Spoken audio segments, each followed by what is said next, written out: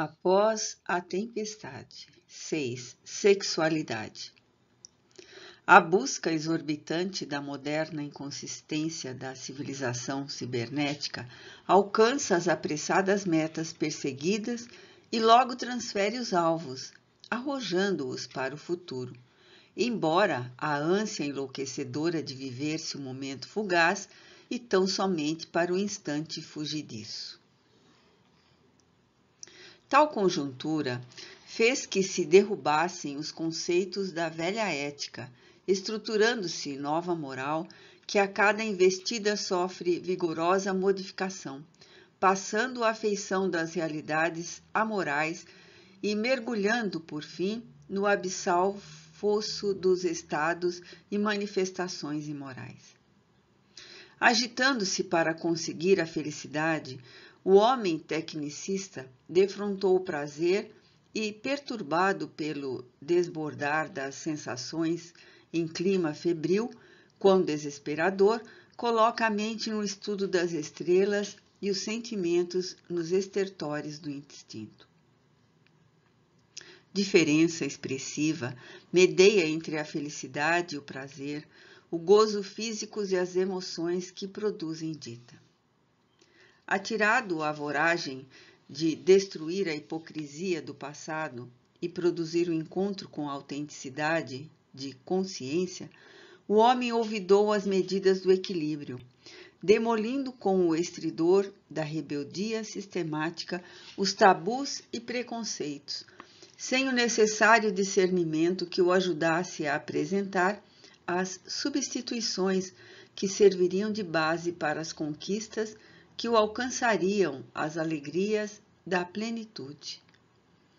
Vem destruindo por destruir. Em tais investidas, cujos ressaibos já tisnam os apetites perturbadoramente, o sexo foi dos que maior investimento de forças negativas recebeu.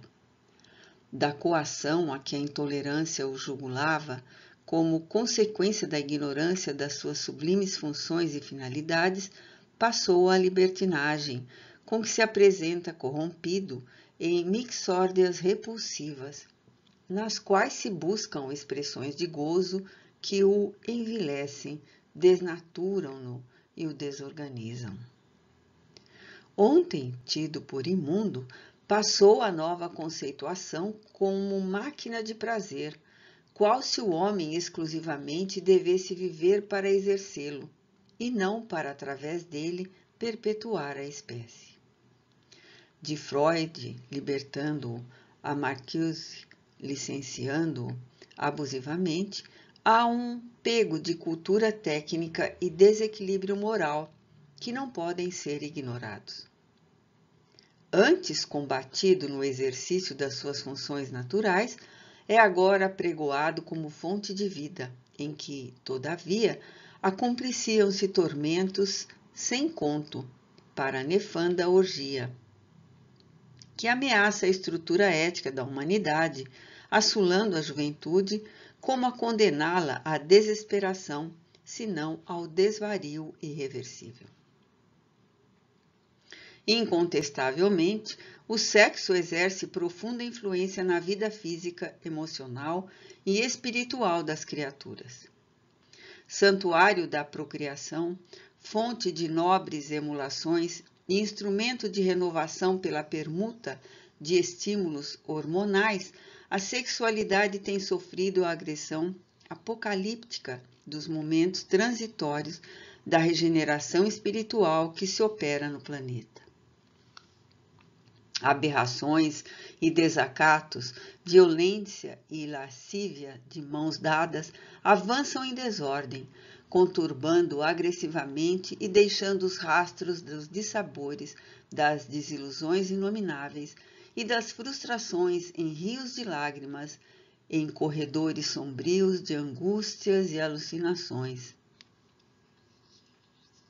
Isto porque o sexo, sem a dignidade do amor, desarvora, embrutecendo os apetites que não se fazem saciar e ressurgem mais violentos, constrangedores.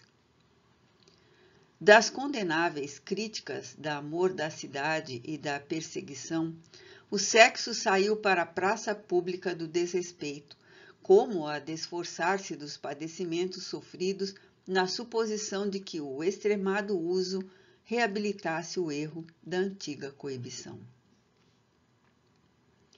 O desconcerto atingiu as raias da desordem, e o despudor corroeu os sentimentos que enobrecem a vida, facultando que cenas de desarranjo mental, emocional e fisiológico assumam cidadania nas suas paisagens de dor e desaire.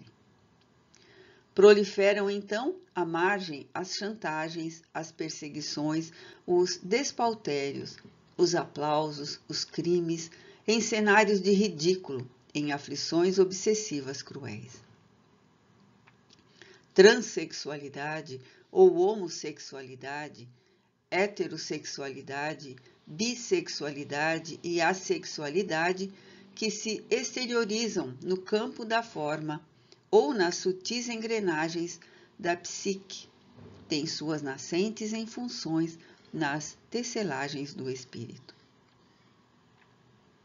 As expressões em que hoje a sexualidade se manifesta e recebe o ridículo, ou a chacota, o aval, a imitação da sociedade, examinadas pelo lado espiritual, merecerão de futuro justo tratamento por legisladores e psicólogos, médicos e psiquiatras, educadores e sociólogos, que terão corrigido a feição do problema, ensejando mais amplo entendimento nobre da vida em todas as suas manifestações e finalidades.